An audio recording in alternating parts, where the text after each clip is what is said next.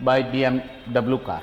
Simran Kaur, along with her 4 years old son Montu, was standing on the side of the road near the tea stall of Shankar. Akashdeep, while driving the car at a speed of 100 km per hour, struck against them, as a result of which grievous hurts were caused to the Simran Kaur and Montu died at the spot. First information report was lodged, and after completion of the investigation, charge sheet was filed.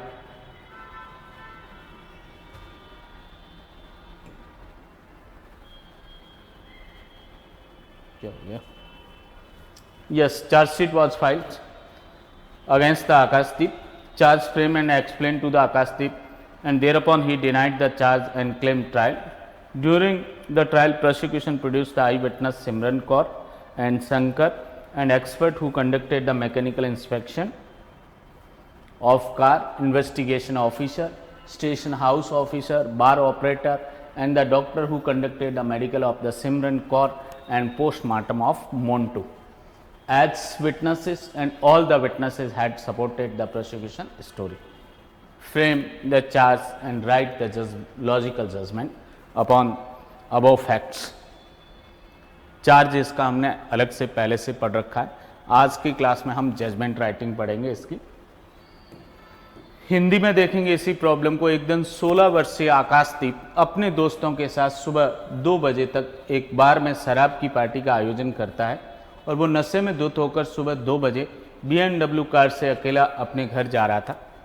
सिमरन कौर अपने 4 साल के बेटे मोंटू के साथ शंकर की चाय की थड़ी के पास सड़क के किनारे खड़ी थी। आकाशदीप 100 किलोमीटर प्रति घंटा की रफ्तार से कार चलाते हुए उनको टक्कर मार देता है, जिसके परिणाम स्वरूप सिमरन कौर को गंभीर उपत्ति कारित होती है और मोंटू की मौके पर ही मृत्यु हो जाती है। प्रथम सूचना रिपोर्ट दर्ज की जाती है। अनुसंधान पूर्ण होने पर आकाशदीप के विरुद्ध आरोप पत्र पेश किया जाता है। आकाशदीप को आरोप विरचित कर सुनाया समझाया गया, जिस पर उसने आरोप से वो इनकार कर अन्वीक्षा चाही। विचारण के दौरान अभियोजन पक्ष ने चक्षुदर्शी साक्षीगण, सिमरन कौर और शंकर और कार का मैकेनिकल मुआवना करने वाले विशेषज्ञ, अन्वेषण अधिकारी, थाने के भारसत्क अधिकारी, बार संचालक, सिमरन कौर का मेडिकल और मोंटू का पोस्टमार्टम करने वाले डॉक्टर, इन सब गवाहों को जो है वो पेश किया। सभी गवाहों ने अभियोजन कहानी का समर्थन किया। आरोप विरचित कीजिए और तर्कसंगत निर्णय लिखिए। मीन्स एक 16 साल का जो है वो लड़का बार में पार्टी करता है और नशे में धुत होके जो है रात्रि को 2 बजे मीन्स जो है वो दूसरे दिन के सुबह के 2 बजे के आसपास जो है BMW कार से निकलता है। वहाँ से 100 किलोमीटर की स्पीड से कार को चलाता है और ये जो है सिमरन कौर और उनका 4 साल का लड़का एक चाय की थड़ी, जो शंकर की चाय की थड़ी थी, उसके पास खड़े थे। उनको सड़क के किनारे उनको टक्कर मारता है। एक की मोंटू जो 4 साल का था उसकी मौके पर ही मृत्यु हो जाती है और सिमरन कौर को गंभीर उपत्ति है वो कारित होती है उस टक्कर से। FIR दर्ज होती है, इन्वेस्टिगेशन होता है, चार्जशीट फाइल की जाती है, चार्ज फ्रेम करके सुनाया जाता है, ट्रायल होती है और उसमें 6 विटनेस या 7 विटनेस है वो पेश किए जाते हैं, जिसमें सिमरन कौर भी है, चाय की थड़ी का मालिक शंकर भी है, वो अन्वेषण अधिकारी भी है, थाने का भारसत्क अधिकारी भी है, बार का संचालक भी है और पोस्टमार्टम करने वाला डॉक्टर भी है। ये सारे विटनेसेस जो है वो पेश किए गए और उन सब ने जो है प्रोसिक्यूशन स्टोरी को सपोर्ट किया।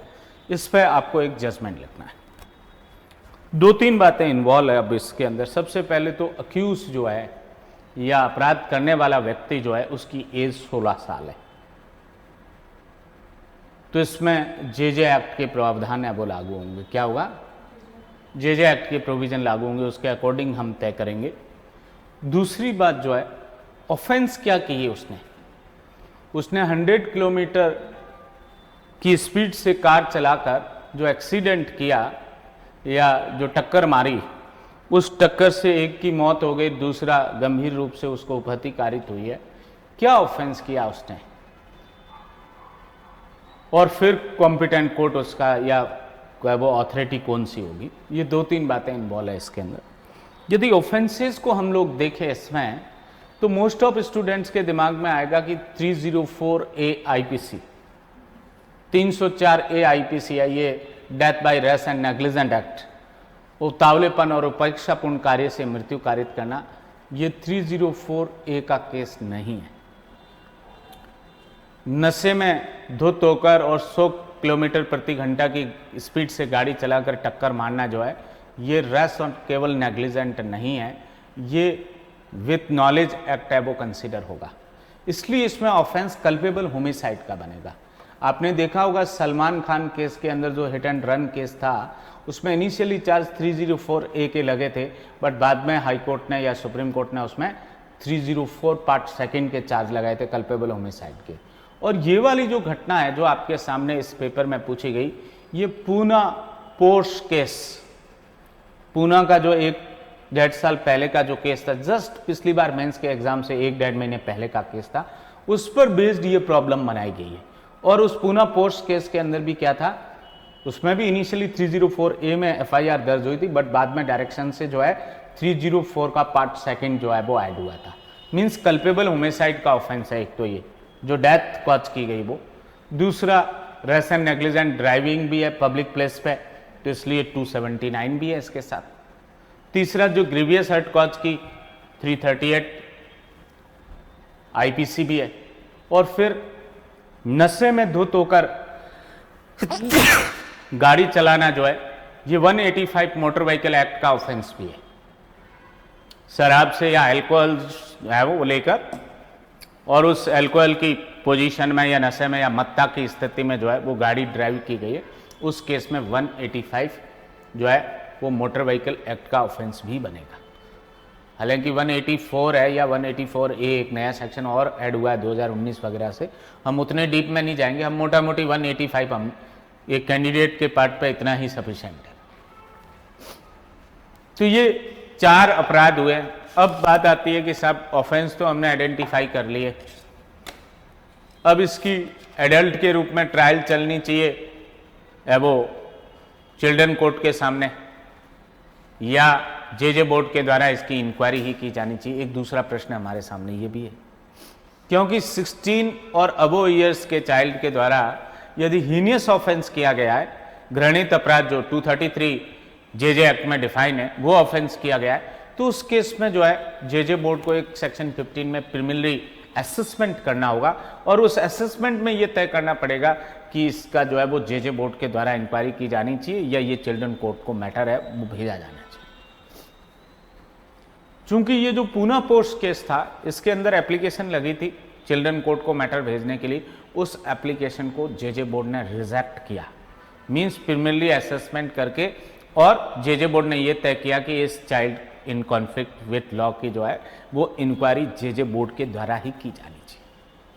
तो इसलिए जो, क्योंकि कल्पेबल होमिसाइड में ये लोवेस्ट ग्रेड का कल्पेबल होमिसाइड है, क्या ये मर्डर हाईएस्ट ग्रेड का कल्पेबल होमिसाइड है, 304 का पार्ट फर्स्ट जो है वो सेकंड डिग्री का कल्पेबल होमिसाइड है, ये थर्ड डिग्री का कल्पेबल होमिसाइड है, सबसे लोवेस्ट ग्रेड का या डिग्री का कल्पेबल होमिसाइड है। तो ये इतना हीनियस या इतना गंभीर नहीं है, सीरियस नहीं है जितना कि मर्डर और अदर कल्पेबल होमिसाइड है। इसलिए इसके अंदर जो है प्रिलिमिनरी असेसमेंट का कंक्लूजन ये रहेगा कि inquiry should be conducted by the J board itself. तो जब जे बोर्ड इटसेल्फ इसमें इंक्वायरी कर रहा है तो इसलिए कॉम्पिटेंट कोर्ट की जगह क्या आएगा, जे बोर्ड आ जाएगा। और फिर कैसे लिखेंगे हम जजमेंट इसके अंदर, देखते हैं अभी स्टेप वाइज स्टेप।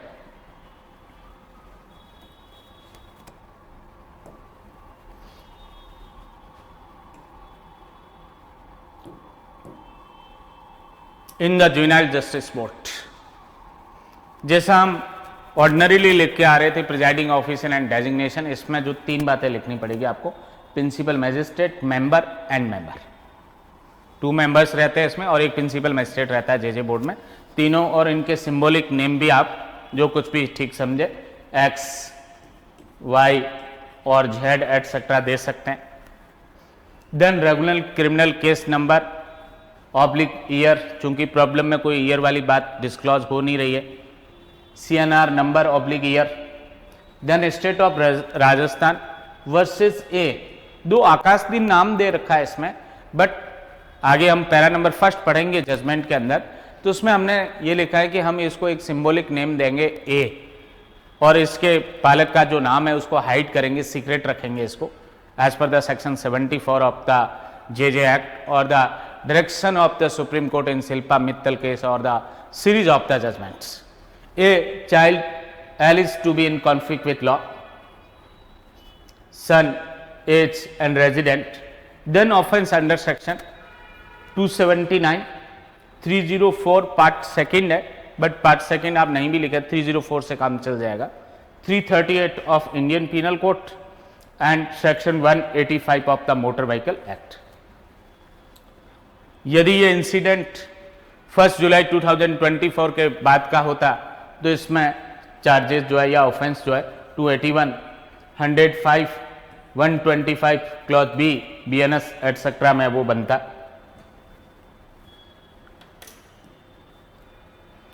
तो यहां अक्यूज नहीं लिखना है child in conflict with, child L is to be conflict with law, ये लिखना है आपको. Then presents Sri learned assistant prosecution officer for the state and the child himself and his guardian and am legal friend या amicus curiae. Then judgment must be underlined. Then the date of the judgment.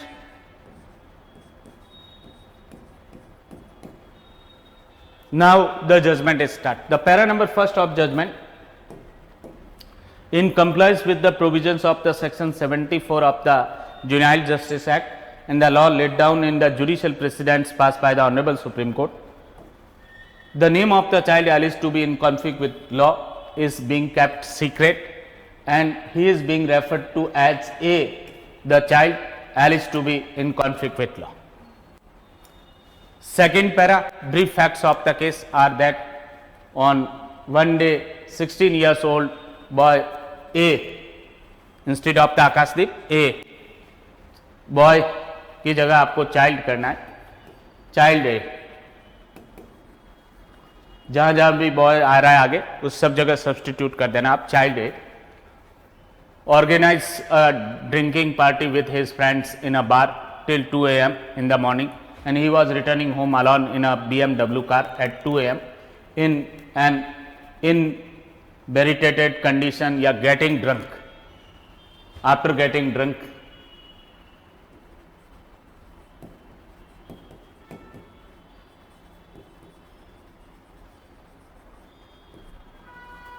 Simran Kaur was standing on the roadside near the Sankas tea stall with her 4-year-old son Monto. A hits them while driving the car at a speed of the 100 km per hour, as a result of which the Simran Kaur gets the grievous hurts and the Monto dies on the spot. First information report is registered and on completion of the investigation charge sheet is filed against child A under section 279, 304, 338 of the Indian Penal Code and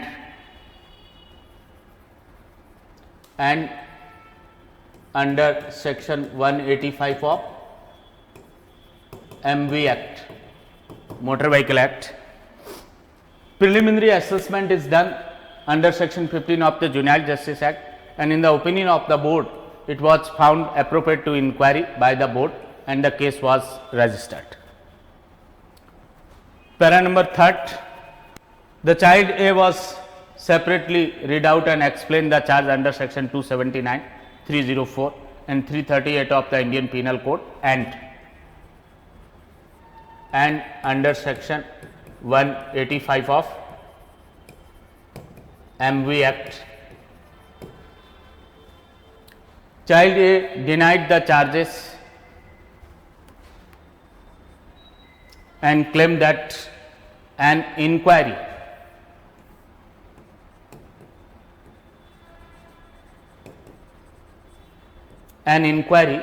should be conducted. An inquiry has been commenced. The child A has been commenced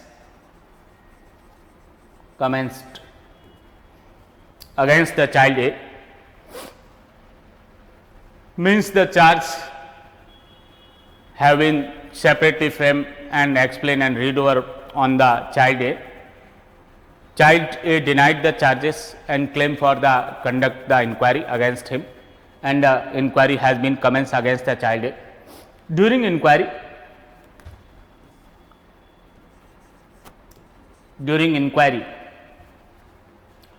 PW first Simran Kaur, PW second Shankar, PW third expert who did mechanical inspection of the car, PW 4 investigation officer, PW 5 officer in charge of the police station, PW 6 bar operator and PW 7 doctor were examined. ये सब paper में दे रखा था, केवल आपने क्या add किया, PW 1 to 7 as documentary evidence. Exhibit P first FIR, P second site plan, P third postmortem report of Montu, P fourth injury report of Simran Kaur.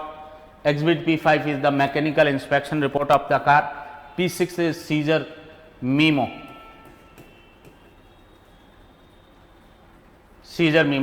Exhibit P7 the statement of Simran Kaur under section 164. P8 is statement of detained the not a statement memo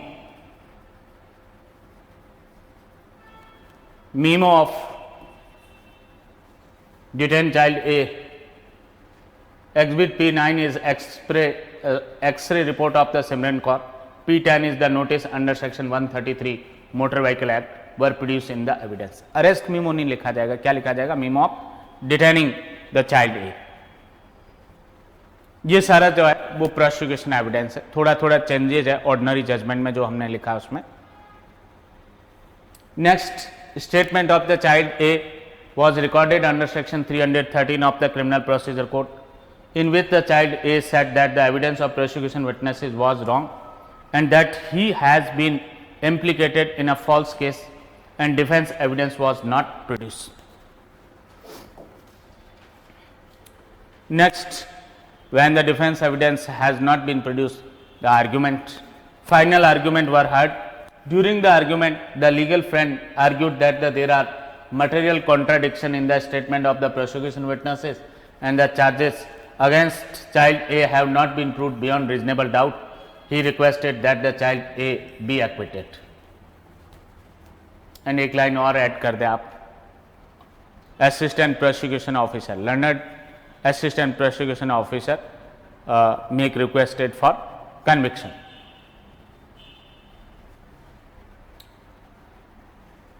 Learned assistant prosecution officer requested for the conviction of the child A.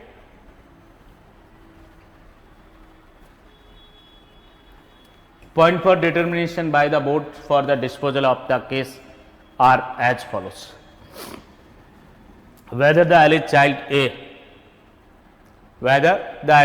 A in contravention of the law draw the BMW car at the speed of the 100 km per hour in an intoxication condition or the getting drunk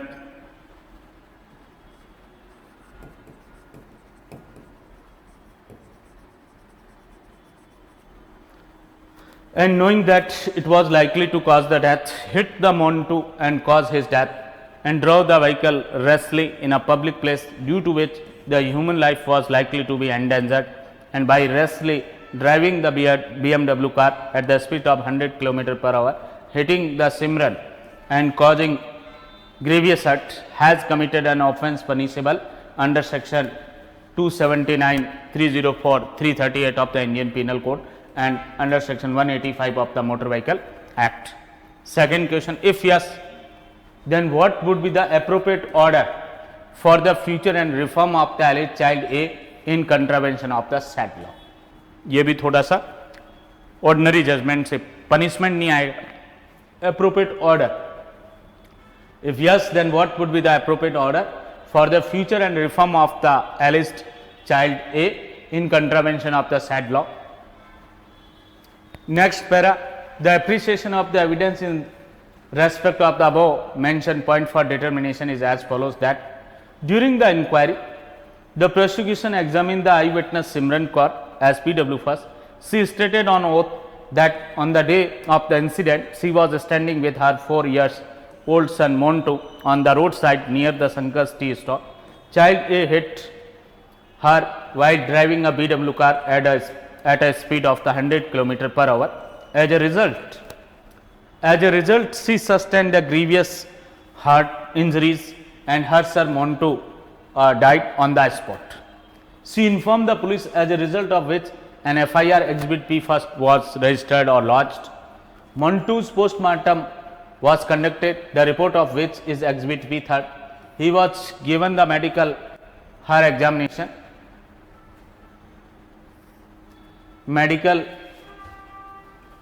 examination of her was conducted, in the injury report of which is Exhibit P4. PW second Sankar is the another eyewitness who has corroborated the statement of the PW first Simran Kaur. PW third the motor mechanical officer gave on oath stated on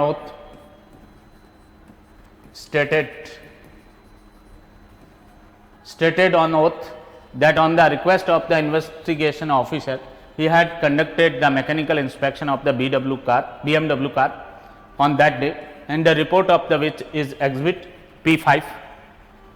Front part of the car was damaged, which could be due to the accident, and there was no other technical fault.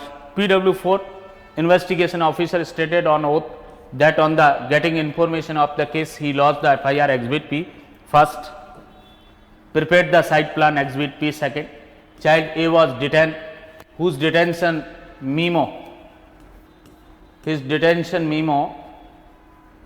is Exhibit P8, got the statement of victim Simran recorded under section 164, which is Exhibit P7. Montu's postmortem report Exhibit P3, injury report of the Simran Kaur Exhibit P4, Exhibit P5 mechanical inspection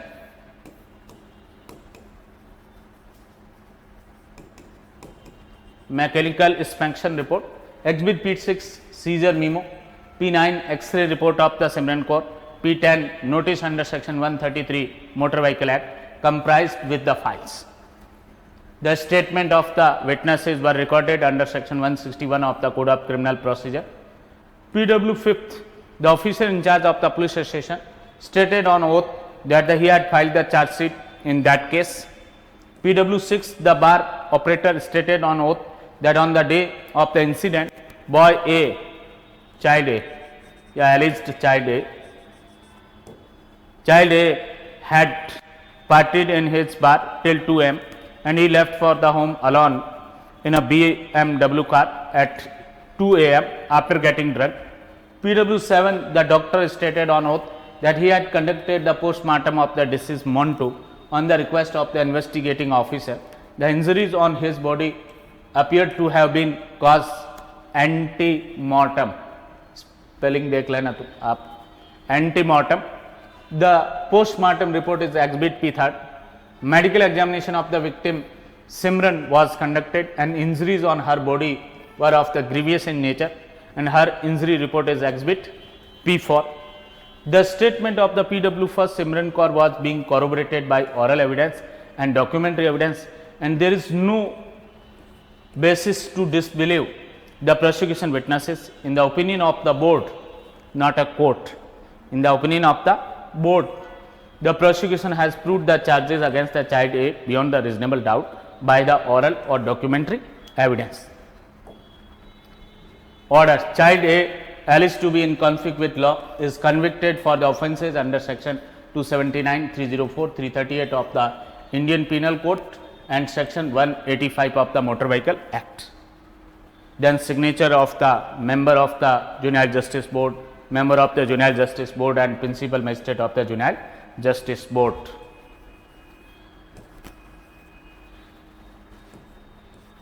जो कुछ भी अपन ने उनको symbolic नाम दिए थे, थोड़ा देख लेना क्रम. यदि हमने प्रिंसिपल मजिस्ट्रेट को एक्स दिया है तो एक्स आपको इधर करना है, और देन जिनके लिए हमने वाई और जेड है तो ऐसा आप शॉर्ट में जो है सिग्नेचर कर सकते हैं उनका. Then both the parties were heard regarding the passing of order under section 18. Both the parties were heard regarding the passing of order under section 18 in respect of the child A alleged to be in conflict with law. Child A or the guardian submitted that he has been in custody for a long time. He has not been involved in any criminal activity after the case in hand. The child has been undergoing the probation for many years. He will not repeat the crime in future. The child is the only earning member in the family. He wants to reform. Therefore, he requested to adopt a lenient view towards him. The learned assistant prosecution officer requested to punish him with the appropriate punishment, peruse the file. As per the principle mentioned in the section 3, subsection 4 of the Juvenile Justice Act, all decisions regarding the child shall be taken keeping in mind the best interest of the child. Child A was capable of understanding the acts committed by him and keeping in view the serious nature of the offence of culpable homicide. Admonition or release on probation would not lead to proper reformation, counseling or the modification of his conduct.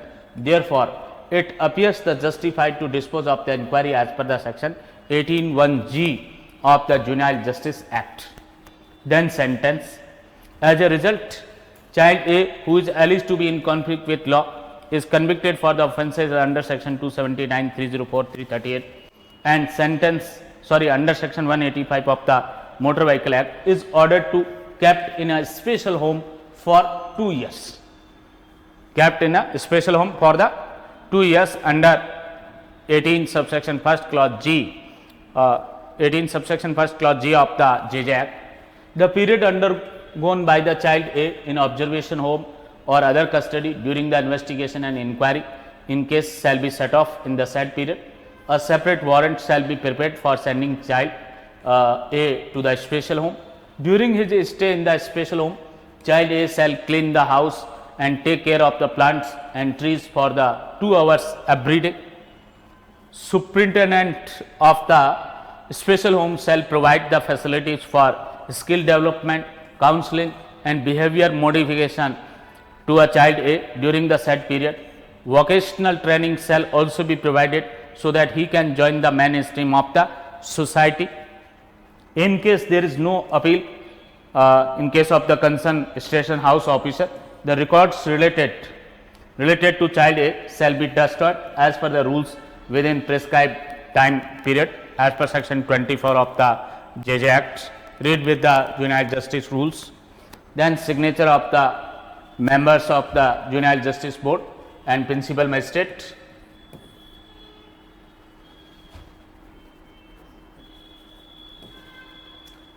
This judgment and order was written and pronounced in the Juvenile Justice Board today on so and so date, month and year. इसके ऊपर आप लिखते हैं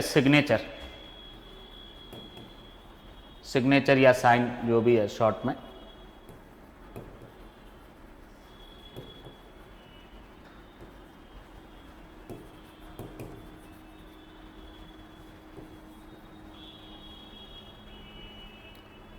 Again, signature and seal etc. of the members and principal magistrate of the Juvenile Justice Board.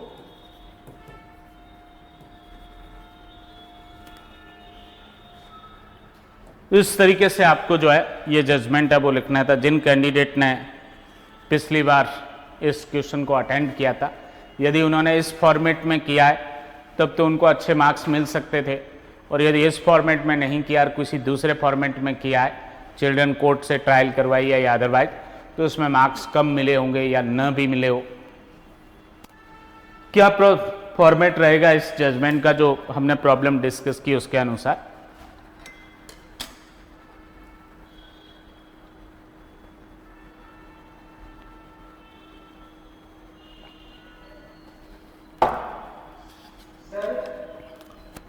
हाँ दुर्ग Singh ji,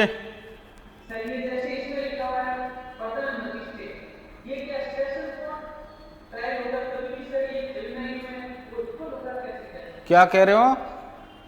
sir वैसे तो 105 में ये तो सेशन रहेगा. 105 क्या? बीएनएस का कल्पेबल होमिसाइड, तो जेजे एक्ट के प्रोसीजर लागू होगा ना, बीएनएसएस का प्रोसीजर थोड़ा ही लागू होगा उस केस में। जेजे एक्ट के प्रोविजन से गवर्न होगा सारा प्रोसीजर। या तो जेजे बोर्ड इसमें इंक्वायरी करेगा या चिल्ड्रन कोर्ट को भेज सकता है, सेशन कोर्ट को नहीं, एक और कोर्ट जो है जो पोक्सो का स्पेशल कोर्ट हो सकता है, 2005 का जो एक्ट है उसमें कॉन्स्टिट्यूटेड कोर्ट जो है उनमें से किसी को भी भेजा जा सकता है। बट उसमें पहले एक इंक्वायरी टाइप की या असेसमेंट होता है सेक्शन 15 में, वो करने के बाद जेजे बोर्ड का डिस्क्रिप्शन है, वो चाहे तो चिल्ड्रन कोर्ट को भेज सकता है और उसको लगता है कि इंक्वायरी जेजे बोर्ड के द्वारा की जानी चाहिए तो वो ये ऑर्डर भी कर सकता है कि इसकी इंक्वायरी जेजे बोर्ड इटसेल्फ के द्वारा की जानी चाहिए।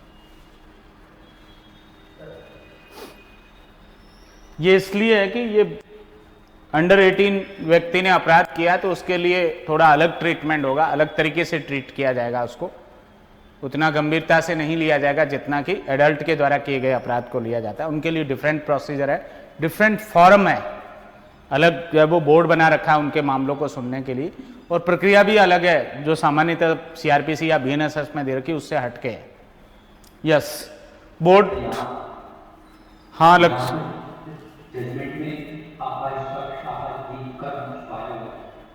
क्या कह रहे हैं लक्ष्य?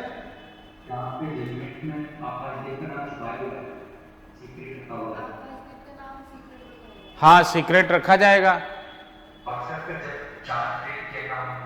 उस समय, हाँ उस समय तक जो है ये जजमेंट में ही आता है, उसमें भी अपन चेंज कर देंगे, उसमें भी अपन है वो चेंज कर सकते हैं, या नहीं किया तो वहां तक तो ठीक है, आकाश विधि के उल्लंघन में पाया गया अलग, बट जजमेंट में वो तो चार्ज तो क्या कि फाइल में ही रह जाता, वो पब्लिक की एक्सेस नहीं है उस पर, बट जजमेंट पे पब्लिक की एक्सेस है। आरोप तो जो है केवल पत्रावली में लेता है, उसकी कॉपी हर कोई नहीं ले सकता, बट जजमेंट जो है वो पब्लिक डॉक्यूमेंट है, उसको कोई भी व्यक्ति ले सकता है, इसलिए उसमें जजमेंट में नाम नहीं आना चाहिए, ये वन ऑफ द रीजन हो सकता है। यस तो कोर्ट की जगह हमें क्या लिखना है? किशोर न्याय बोर्ड, और फिर पीठासीन अधिकारी की जगह 3 बातें लिखनी है, प्रधान मजिस्ट्रेट एक्स, सदस्य वाई और सदस्य जेड।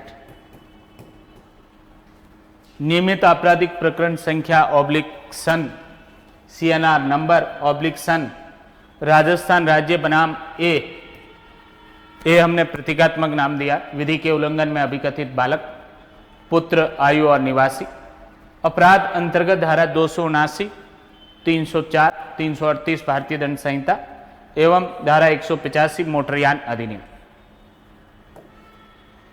उपस्थिति श्री विद्वान सहायक अभियोजन अधिकारी वास्ते राज्य, स्वयं बालक और उसके संरक्षक एवं M विधि मित्र या न्याय मित्र। देन निर्णय, जजमेंट जो है अंडरलाइन होगा, फिर इधर अगली लाइन में लास्ट में निर्णय की तारीख, जो कुछ भी डेट जो है, उसके बाद पैरावाइज जजमेंट स्टार्ट होगा। फर्स्ट नंबर पैरा थोड़ा सा हटके होगा, जो हमने अभी तक पढ़ा उससे हटके है।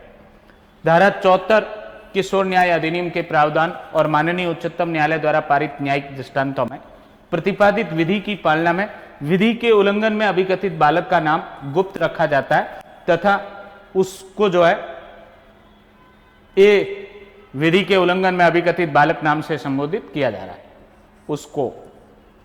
उसको जो है ए, उसका दूसरा नाम जो उर्फ नाम दिया गया है, ए विधि के उल्लंघन में अभिकथित बालक नाम से संबोधित किया जाएगा आगामी पैराओं में। दूसरा जो पैरा है मामले के संक्षिप्त तथ्य का रहेगा। मामले के संक्षिप्त तथ्य इस प्रकार है कि एक दिन 16 वर्षीय बालक ए अपने दोस्तों के साथ सुबह 2 बजे तक एक बार में शराब की पार्टी का आयोजन करता है। वो नशे में धुत होकर 2 बजे BMW कार से अकेला अपने घर जा रहा था। सिमरन कौर अपने 4 साल के बेटे मंटू के साथ शंकर की चाय की थड़ी के पास सड़क के किनारे खड़ी थी। ए 100 किलोमीटर प्रति घंटा की रफ्तार से कार चलाते हुए बालक ए जो है, बालक ए 100 किलोमीटर प्रति घंटा की रफ्तार से कार चलाते हुए उनको टक्कर मार देता है, जिसके परिणाम स्वरूप सिमरन कौर को गंभीर उपत्ति कारित होती है और मंटू की मौके पर ही मृत्यु हो जाती। प्रथम सूचना रिपोर्ट दर्ज की जाती है। अनुसंधान पूर्ण होने पर बालक के विरुद्ध जो है आरोप पत्र अंतर्गत धारा 279, 304, 338 भारतीय दंड संहिता और धारा 185 मोटर यान अधिनियम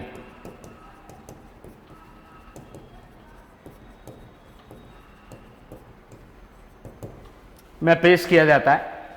धारा 15 किशोर न्याय अधिनियम में प्रारंभिक निर्धारण किया गया। बोर्ड की राय में बालक ए की जांच बोर्ड के द्वारा किया जाना उचित पाया गया। मामले को दर्ज रजिस्टर किया गया। इंसिडेंट क्या था, उसके बाद चार्जशीट फाइल हुई। जे बोर्ड ने प्रीमियरली असेसमेंट किया धारा 15 का, और जिसमें कंक्लूजन ये रहा कि बोर्ड ने यह तय किया कि इस बालक की जांच जो है वो बोर्ड के द्वारा ही की जानी चाहिए। वो चिल्ड्रन कोर्ट को मैटर रेफर किए जाने की या भेजने की आवश्यकता नहीं। तो जो जे बोर्ड में रजिस्टर मेंटेन किया जाता है क्रिमिनल केसेस का, उसमें मामले को दर्ज है वो रजिस्टर किया गया। यहां तक की सारी विवरण इस पैरा नंबर 2 में आएगा। थर्ड, बालक ए को आरोप अंतर्गत धारा 279, 304, 338 भारतीय दंड संहिता और धारा 185 मोटर यान अधिनियम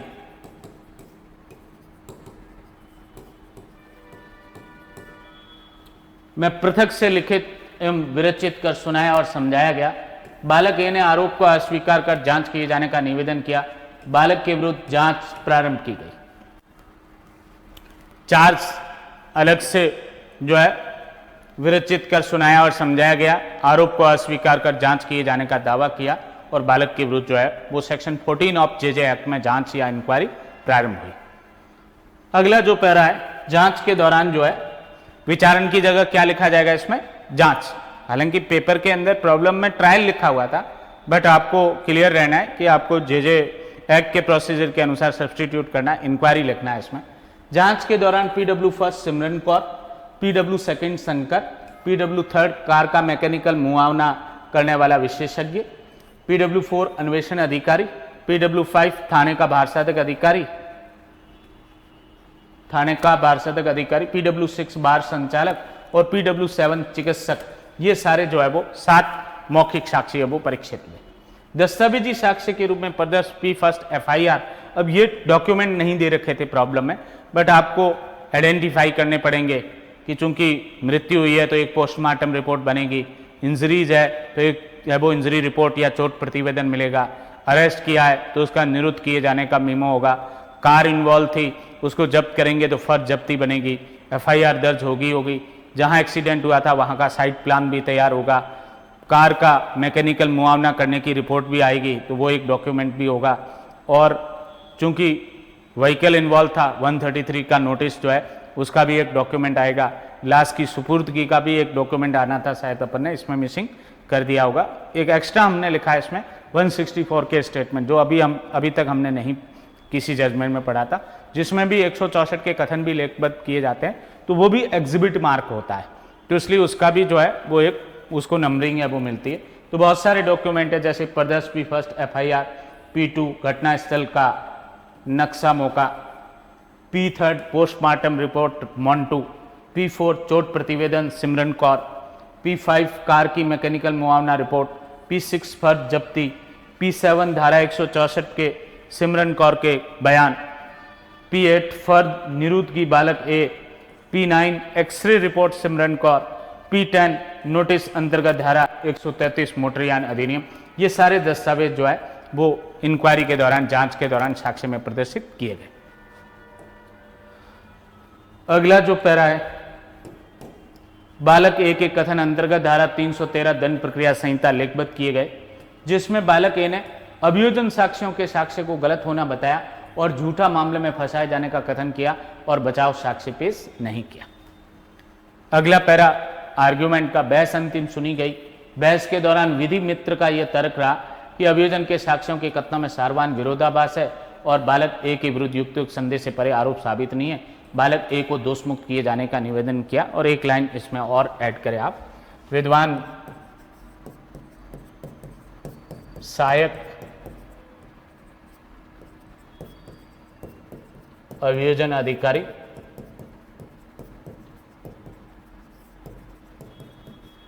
ने बालक ए को दोष सिद्ध किए जाने का निवेदन किया।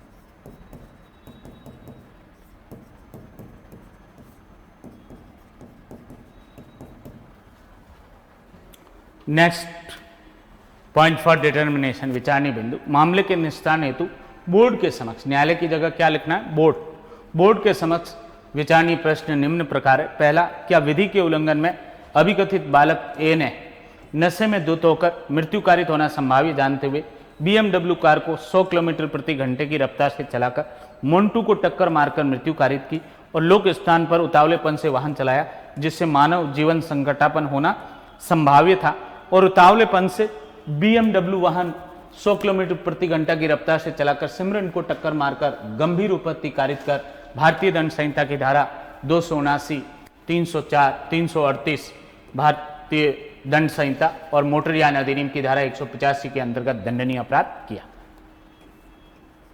क्वेश्चन मार्क लगेगा इसमें लास्ट में विचारणीय बिंदु पे। ये जो उसका एक्टस रियस था, इसके बेसिस पे क्या इन 4 धाराओं में 3 IPC के और एक मोटर व्हीकल एक्ट के अंतर्गत उसने ऑफेंस किया है क्या, उसका कृत्य अपराध की श्रेणी में आता है क्या, पहला विचारणीय प्रश्न ये। और दूसरा, यदि हाँ तो उक्त विधि के उल्लंघन में अभिकथित बालक ए के भविष्य और उसके सुधार के लिए जो है वो उचित आदेश क्या होगा, ये दूसरा विचारणीय प्रश्न होगा। इसमें भी क्वेश्चन मार्क लगेगा लास्ट में। थोड़ी लैंग्वेज चेंज हुई है सेकंड पॉइंट के, हम हमेशा पढ़ते आ रहे थे उचित दंड क्या होगा, उचित दंड नहीं लिखोगे, इसमें क्या लिखोगे आप, उसके भविष्य और सुधार के लिए जो है उचित आदेश क्या होगा, यह है वो लिखा जाएगा। नेक्स्ट पैरा नंबर 8, उपयुक्त विचारणीय प्रश्नों के संबंध में साक्षी की विवेचना इस प्रकार है कि जांच के दौरान अभियोजन पक्ष ने चक्षुदर्शी साक्षी सिमरन कौर PW फर्स्ट के रूप में परीक्षित हुई। उसने सशपथ कथन किया कि घटना वाले दिन वो अपने 4 साल के बेटे मोन्टू के साथ शंकर की चाय की थड़ी के पास सड़क के किनारे खड़ी थी। बालक ए 100 किलोमीटर प्रति घंटा की रफ्तार से BMW कार चलाते हुए टक्कर मार दी, जिसके परिणाम स्वरूप उसे गंभीर उपत्तियां कारित हुई और उसके बेटे मोन्टू की मौके पर ही मृत्यु हो गई। उसने पुलिस को इतला दी, जिसके परिणाम स्वरूप प्रदर्श P फर्स्ट FIR दर्ज हुई। मोन्टू का पोस्टमार्टम हुआ, जिसकी रिपोर्ट प्रदर्श P थर्ड है। उसका मेडिकल मुआवना किया गया, जिसकी चोट प्रतिवेदन प्रदर्श P4 है। PW2 शंकर अन्य चक्षुदर्शी साक्षी है, जिसने PW फर्स्ट सिमरन कौर के कथनों की संपुष्टि की है, वो भी अपनी थड़ी पे ही था, एक्सीडेंट उसके भी सामने ही हुआ था। PW थर्ड मोटर मैकेनिकल अधिकारी ने सशपथ कथन किया कि अन्वेषण अधिकारी की प्रार्थना पर उसने BMW कार का उस दिन मैकेनिकल मुआवना किया था और जिसकी रिपोर्ट प्रदर्श P5 है। कार का आगे का भाग क्षतिग्रस्त था, जो दुर्घटना से हो सकता है, और अन्य कोई तकनीकी त्रुटि नहीं थी। PW4 अन्वेषण अधिकारी ने सशपथ कथन किया कि उसने मामले की इतला मिलने पर प्रदर्श P फर्स्ट FIR दर्ज की, प्रदर्श P2 नक्शा मौका तैयार किया, बालिक ए की निरुद्ध किया, जिसकी फर्द निरुद्ध की प्रदर्श P8 है। पीड़ित सिमरन के धारा 164 के कथन लेखबद्ध करवाई, जो प्रदर्श P7 है। मोन्टू का पोस्टमार्टम प्रदर्श P3, सिमरन कौर का चोट प्रतिवेदन प्रदर्श P4, प्रदर्श P5 मैकेनिकल मुआवना रिपोर्ट, प्रदर्श P6 फर्ज जब्ती कार, P9 एक्सरे रिपोर्ट सिमरन कौर, प्रदर्श P10 नोटिस अंतर्गत धारा 133 मोटरयान अधिनियम, यह सब शामिल पत्रावली की है। साक्ष्यों के कथन धारा 161 दंड प्रक्रिया संहिता में लेखबद्ध किए उसने। PW5 थाने के भारसाधक अधिकारी ने सशपथ कथन किया कि उस मामले में आरोप पत्र जो है चार्जशीट उसने पेश की थी इन्वेस्टिगेशन कंप्लीट होने के बाद। PW6 बार संचालक ने सशपथ कथन किया कि घटना वाले दिन बालक ए ने सुबह 2 बजे तक उसकी बार में पार्टी की थी। नशे में धुत होकर सुबह 2 बजे BMW कार से अकेला घर से निकला था। PW7 वो आई विटनेस तो था नहीं, वो ये कह रहा है कि मेरे बार में इसने दारू पी थी भयंकर रूप से और 2 बजे वो BMW के कार यहां से निकला था। PW7 चिकित्सक ने सशपथ कथन किया कि उसने अन्वेषण अधिकारी के निवेदन पर मृतक मोन्टू का पोस्टमार्टम किया था और उसके शरीर पर कारित चोटें मृत्यु से पूर्व की कारित प्रतीत हो रही है। पोस्टमार्टम रिपोर्ट प्रदर्श P3 है।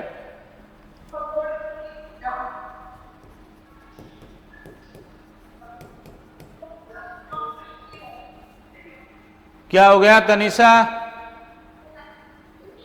आवाज क्लियर नहीं आ रही है, अपना माइक ऑफ कर दे या तो। जिसकी पोस्टमार्टम रिपोर्ट प्रदर्श P3 है। पीड़ित सिमरन का चिकित्सीय परीक्षण किया और उसके शरीर पर कारित चोटें गंभीर प्रकृति की थी। उसका चोट प्रतिवेदन प्रदर्श P4 है। PW फर्स्ट एक डॉक्यूमेंट और भी था, एक्सरे रिपोर्ट, वो शायद रह गई है। वो ये एक लाइन में आप ऐड कर दें, इंग्लिश वाले भी इसका इंग्लिश ट्रांसलेशन कर दें। पीड़ित सिमरन कौर का एक्सरे उसने किया था, जिसकी रिपोर्ट कौन सा है, प्रदर्श P9।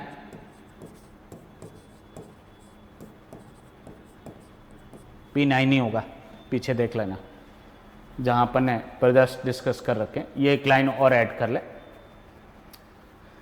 PW first Simran Kaur के कथनों की संपुष्टि मौखिक साक्ष्य से जितने भी विटनेस थे उनके एविडेंस से भी हो रही है, और ये जितनी भी डॉक्यूमेंट्री एविडेंस है इनसे भी हो रही है। अभियोजन के साक्ष्यों पर अविश्वास करने का कोई आधार नहीं है। बोर्ड की राय में अभियोजन ने बालक ए के विरुद्ध आरोपों को मौखिक और दस्तावेजी साक्ष्य से युक्त संदेह से परे साबित किया है।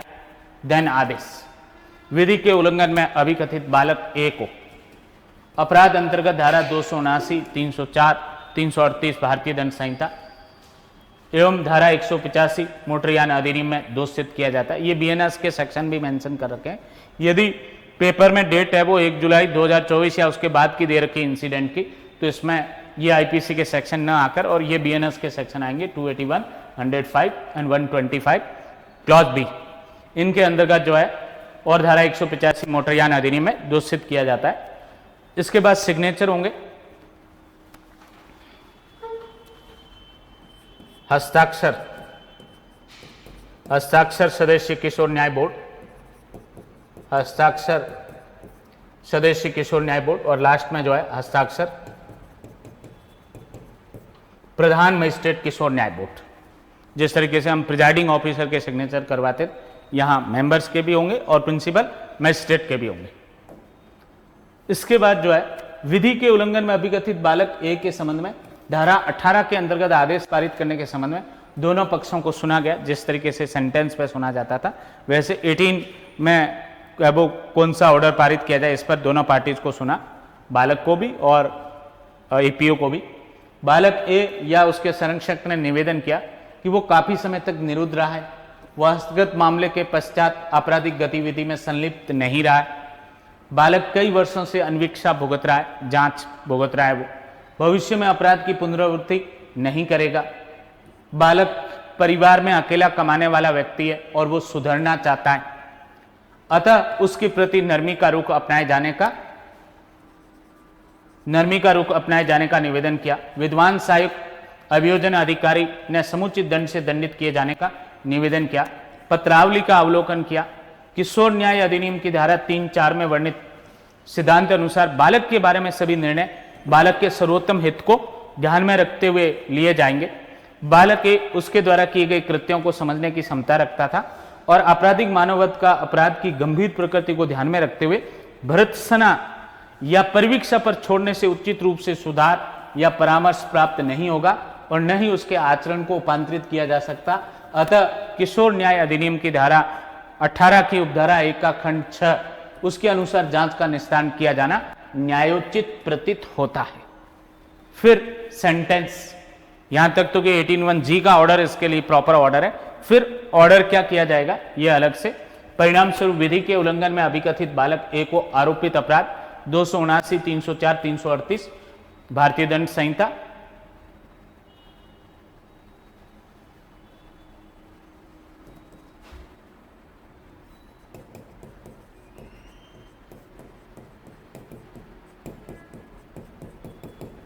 एवं मोटरयान अधिनियम की धारा 185 के लिए दोषसिद्धि के लिए बालक ए को 2 वर्ष तक, इसमें अलग अलग आपको पनिशमेंट देने की जरूरत नहीं है। 279 का अलग, 304 का अलग, 338 का अलग, 185 का अलग, एक साथ वो दिया जा सकता है। इसमें उन 2 वर्ष तक विशेष गृह में रखे जाने का आदेश है वो दिया जाता है। प्रकरण में अन्वेषण और जांच के दौरान बालक ए द्वारा संप्रेक्षण गृह या अन्य अभिरक्षा में भुगती गई अवधि उक्त अवधि में से 2 वर्ष का जो ये डिटेंशन पीरियड है इसमें से समायोजित की जाए। बालक ए को विशेष गृह में भेजने बाबत वारंट पृथक से तैयार किया जाए। विशेष गृह में ठहरने के दौरान बालक ए प्रतिदिन 2 घंटे साफ सफाई और पेड़ पौधे की देखरेख करेगा और अधीक्षक संप्रेक्षण गृह उक्त अवधि में बालक ए के कौशल विकास, परामर्श और आचरण उपांतरण की सुविधाएं उपलब्ध कराएं। व्यावसायिक प्रशिक्षण भी प्रदान कराए जिससे वो समाज की मुख्य धारा में शामिल हो सके। संबंधित थाना अधिकारी प्रकरण में अपील नहीं होने की दशा में बालक ए से संबंधित अभिलेख विहित समयावधि में नियमानुसार वो नष्ट कर दिए जाए। देन हस्ताक्षर किशोर न्याय बोर्ड सदस्य, हस्ताक्षर सदस्य किशोर न्याय बोर्ड और हस्ताक्षर प्रधान मजिस्ट्रेट किशोर न्याय बोर्ड।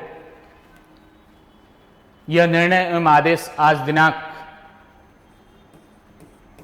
सो एंड सो को किशोर न्याय बोर्ड में, खुले न्यायालय की जगह क्या आएगा, किशोर न्याय बोर्ड में, जे बोर्ड में जो है जुनियर जस्टिस बोर्ड या बोर्ड में लिखवाया जाकर जो है वो सुनाया गया और पुनः जो है हस्ताक्षर होंगे सदस्य किशोर न्याय बोर्ड, सेकंड मेंबर किशोर न्याय बोर्ड और हस्ताक्षर प्रधान मैजिस्ट्रेट किशोर न्याय बोर्ड। तो इस तरीके से आपको जो है ये जे बोर्ड का पिछली बार के पेपर में जो पूछा गया जजमेंट है वो लिखना था। थोड़ा सा लेंदी हुआ है बट सभी चीज़ें जरूरी नहीं है कि आपको भी याद रहे, कुछ इसमें से चीज़ें याद रह गई आपको। ये जैसे एडिशनल जो ऑर्डर्स है 2 वर्ष के विशेष गृह से भेजने के अलावा वो प्रोफेशनल उसे ट्रेनिंग वगैरह है वो दी जाए या वोकेशनल ट्रेनिंग दी जाए, कुछ और वो मॉडिफिकेशन थेरेपी एटसेट्रा है वो दी जाए उसको। ये जो ऑर्डर है पेड़ पौधे वगैरह उनको पानी वगैरह दे, ये ऑर्डर्स जो है वो इनमें से कुछ याद होगा तो भी एक आध लाइन आप है वो ऐड कर सकते हो। तो रियलिटी में जो है एक करेक्ट जजमेंट इस तरीके से लिखा जा सकता था। कोई डाउट तो आप लोगों का, ये जो जजमेंट हमने डिस्कस किया इसको लेके किसी भी प्रकार का तो बताएं आप लोग।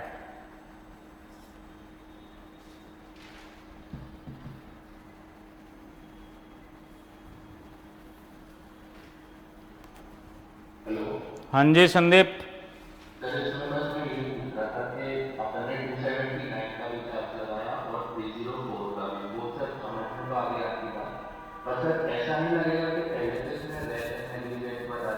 रेस और नेग्लिजेंट से आगे भी था, केवल रेस एंड नेग्लिजेंट नहीं था। दारू पी के और इस स्पीड से गाड़ी चलाना जो है वो रेस और नेग्लिजेंट से थोड़ा आगे था। उसमें 86 आईपीसी वगैरह जो है इंटॉक्सिकेशन की दशा में नॉलेज प्रिज्यूम किया जाता है।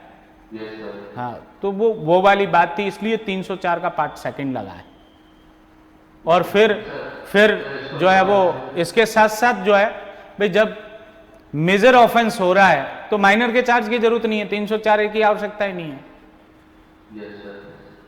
तो वो जो है वो मेजर ऑफेंस है, कल्पेबल होमिसाइड, तो इसलिए जो वो तो उसमें समाहित हो गया। बट पब्लिक रोड पे उसने जो है वो इस तरीके से रेस ड्राइविंग की है और आसपास में खड़े लोगों का जीवन जो है वो संकटापन बनाया है तो 279 भी लगेगा। हाँ, ये मेरी राय है, आप जो है वो इसको कंसीडर कर सकता है। वो ऊपर एपीलेट कोर्ट, रिविजनल कोर्ट वगैरह है वो इस चार्ज को कंसीडर करे या इससे एक्विट कर दे वगैरह, बट रेस ड्राइविंग तो है ही है। बट वो उसमें नॉलेज भी था, केवल रेस ड्राइविंग ही नहीं थी, विद नॉलेज एक्ट है वो कंसीडर हुआ था। और ऐसा ही तो था। सलमान खान का केस देखेंगे आप, वो भी इसी तरीके का था, और पूना पोर्ट्स केस भी देखेंगे इसी तरीके का केस था वो। और उनमें दोनों केसेस में 304 का पार्ट सेकंड लगा है, न कि 304 है।